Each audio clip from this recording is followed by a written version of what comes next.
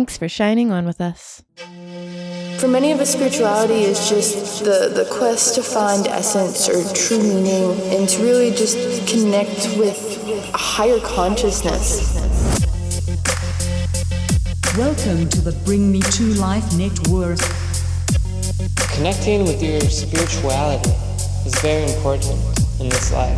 By becoming mindful of all of that, you can realize where you are and if that is leading you to where you want to go. Listen to the little simple things, because it's those little simple things that are going to shift you vibrationally in such a way that will prepare you to become very intuitively minded and ready to step forward on the next part of your path. I hope you can feel the love that's inside you, it's inside me, that connects us.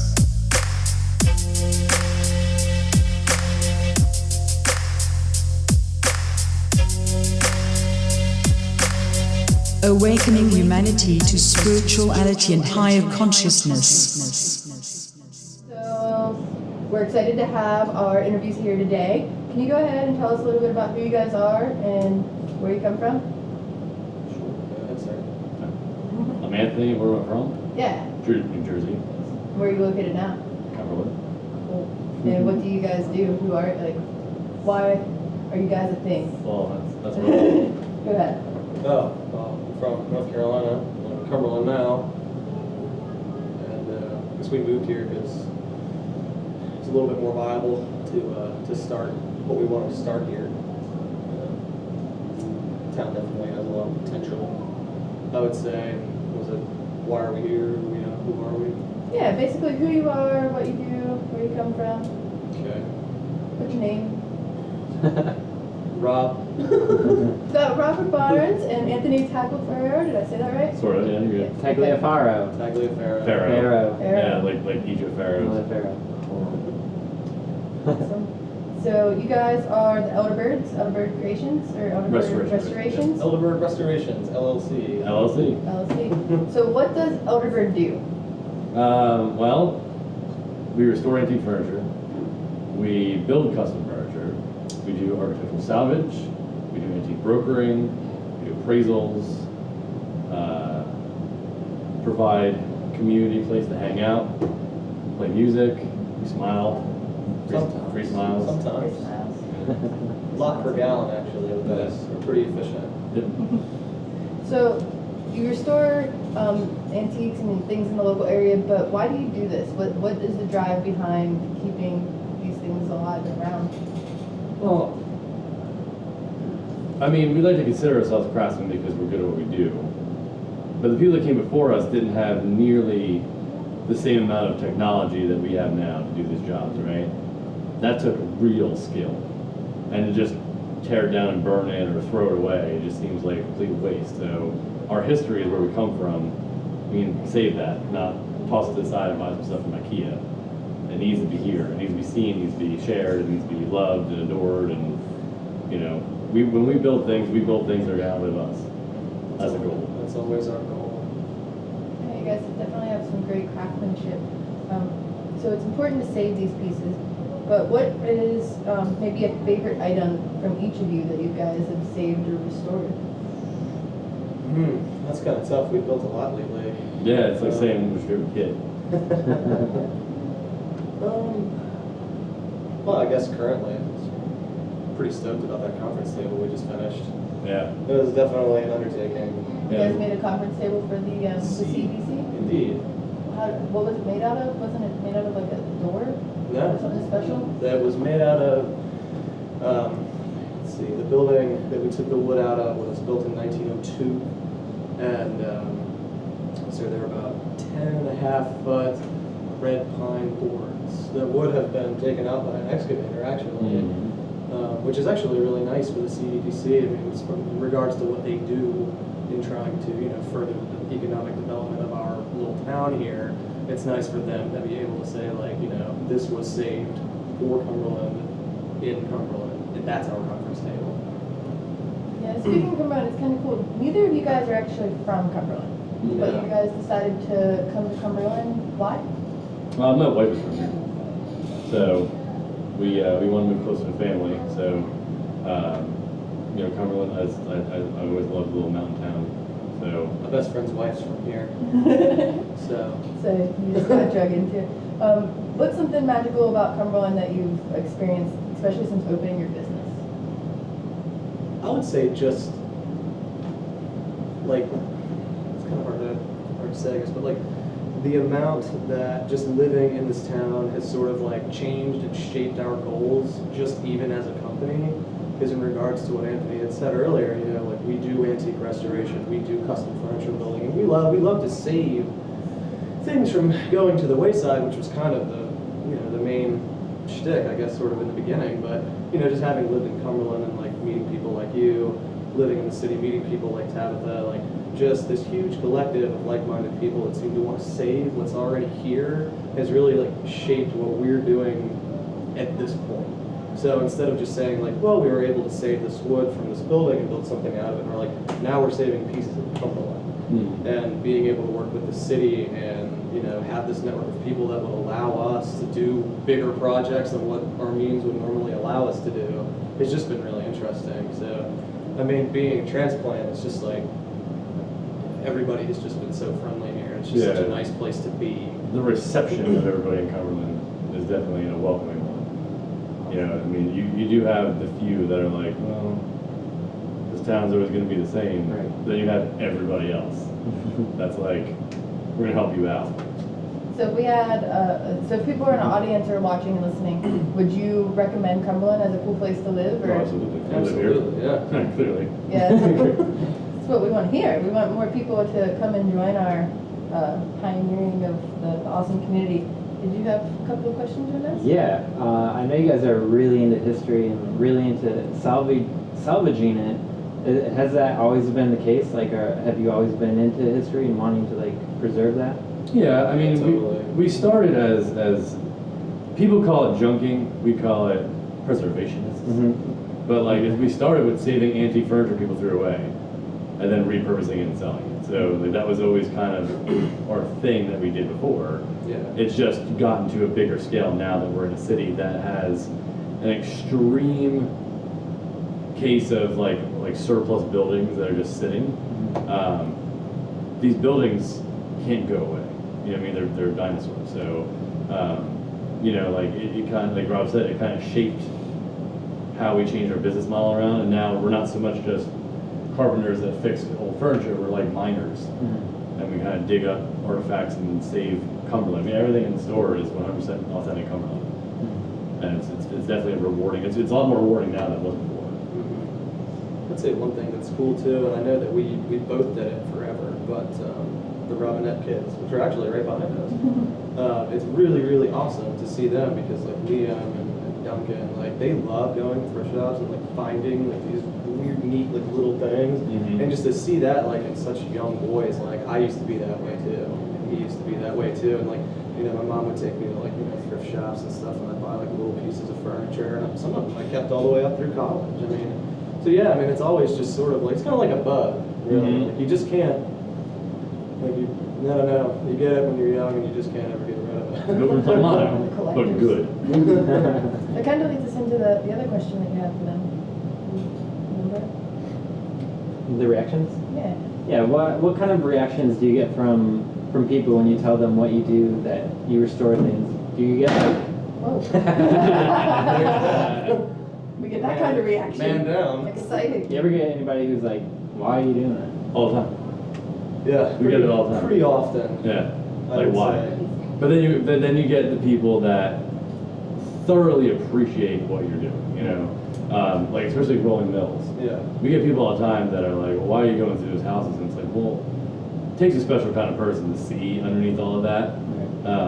But there are really beautiful things in the city that can still be salvaged and repurposed and used. So I guess it's a mixed bag, but for the most part, people are still skeptical because there's never been anything like us here. Right. There's never been architectural salvage business in Cumberland. And I would say even with the negative reviews, it's not even necessarily that those people are lacking vision for those sorts of things.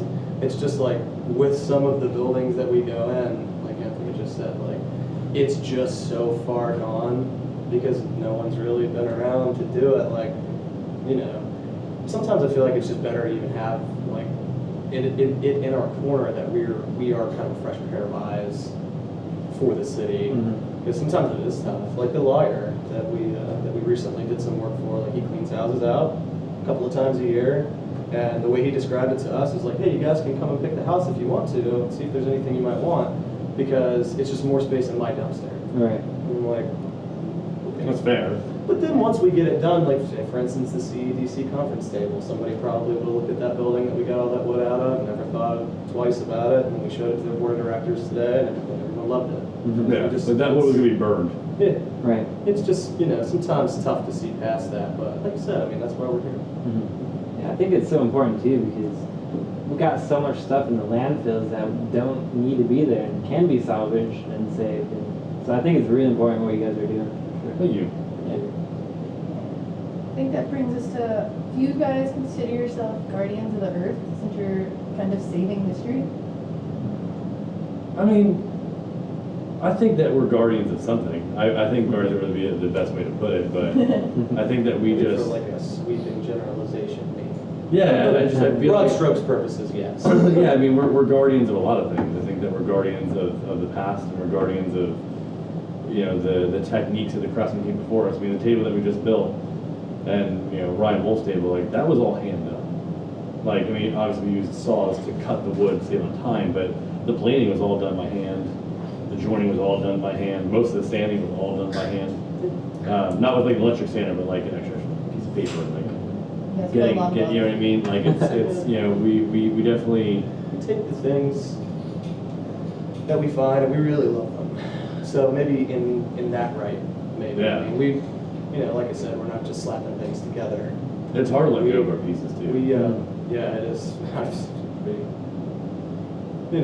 It was weird this morning. I spent so much time at that table and now it's just gone, sitting in the CEDC conference They room. have But I mean, maybe in that right, taking some of those things that wouldn't maybe otherwise be thrown away and actually giving it some love and having it be repurposed. And maybe I never really thought about it that way, but I see you guys as earth guardians, and I just think that would be the best fit because we want to include you guys in our Crystal Chalice ceremony for Project Bermuda Life this year.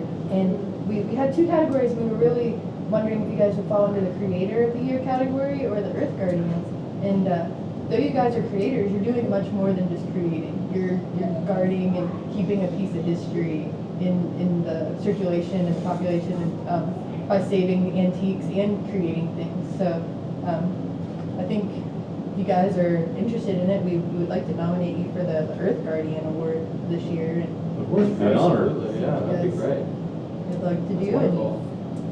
When you put it that way, it makes way more sense. Right. Because I mean, it's really easy to go to Lowe's, buy a bunch of lumber and some screws, and create something. Right. I mean, we paint and we do other things, but I mean, as far as the work that we do now, it's really easy to just go and buy lumber and call it a day. So I guess we are saving these things and building things out of it. That Earth Guardians. The road less traveled, really. Yeah. It's a long one. Yeah. You guys got a new title. Let's see here. I feel like I had another question, but in general, we're just really excited to have you guys be part of the Crystal Chalice Awards because we're trying to bring the Project Bermuda Life community to be a bigger part of Cumberland. And you guys have really, you just opened in May 13th or March 13th? May 13th. I knew it was an M month. Friday. So, yeah, it was a Friday the 13th. Yep. So you guys just opened local here in Cumberland. You guys went from having a storefront to now you actually have a space that you're working on and getting your creations out there. So you guys are growing pretty rapidly and meeting people in the community. So we're really grateful to have you on board and kind of co-creating some really cool stuff. Well, we started in October with the $25 Craftsman table saw In a basement. and here we are. So Doing it, moving on up. that's like the Jeffersons. Over the east side. Can I be wheezy? What else would you guys like to share with the audience about Elderbird and what you guys do? That we're not trying to make $1 million. We're not trying to be famous. Like anybody can do what we do. It just takes the time to do it. I think that if we all work together to save what we've been saving, it'd be a lot cooler place to be. Even like yesterday, we just got that contract where the guy was like, I'm gonna tear it down and burn it if someone doesn't do something with it. And I convinced him over the course of a day to let us take care of it. All you gotta do is talk. When we stop talking, we lose it all. So I think that everyone needs to kind of take a look at where they are and start talking about it. Let's keep talking. Try to get the community to share this tenacity for, for saving the town. 6 5 points. That's probably 5. Yeah. But really, I mean, just don't give up, in the face of, relatively small adversity, which I think that's probably what's been going on around here. I mean, even in the face of cutting our own fingers off, in some cases, like we That's just keep 3 times. we just keep going, and I feel like that's the main reason. Someone that I've known for a long time gave me some business advice a long time ago. And said, if you ever want to be really successful in a small business, just stay tenacious and show up every day. That's over half. And I feel like if we could get that spirit within the community, I don't see why there's no reason why it couldn't grow as fast as we did. Well, yeah, and the main thing is like, you get the people that are like, well, it's always been this way, it's never going to change. I mean, look what we've done in 10 months. You guys have really set a sense of determination and community for the downtown of Cumberland. I can say personally, when I opened Mountain Shine, I was looking for more shop owners and more people to really just take action in downtown. And though they were down here, they weren't coming together. And like you said, you guys like to talk. I like to talk. We all like to talk, and that's what brings us together. And us talking and us being able to co-create and do all this is really, I've seen a change in the downtown. You guys have helped bring that change. And just the excitement and enthusiasm and restoring the community in general. Because you guys aren't from here, you do see the beauty. CeeLo and Ashton, who were part of our agreement, they also see the beauty of Cumberland that a lot of other people didn't see. And we're really grateful for that, and Elderbird in general, to be in our community. So, I'm really excited to get the interview live, and hope our audience takes some time to check you guys out. Can you guys give us your actual address? 64 Baltimore Street. And that's where you can find the Or Elderbird. www.elderbird.com. Elderbird.com. Or Elderbird Restorations LLC on Facebook, There you and go. Instagram, and Twitter. You guys are really connected, and that's another important thing small businesses need to remember, is how connected you need to be on that social network. And you guys are on it. Oh, yeah. On it, got great personalities, and Great beards. great beards. They're also known as the Elderbeards, says us. That's true. It's going to Elderbird. Everyone says that. Yeah, you guys started that. What, the Elderbirds? Yeah. Elderbeards, Elderbeards, But, alright, well thank you guys for the interview. Oh, thank you. That was good. It was fun. Yeah, You're gonna else? edit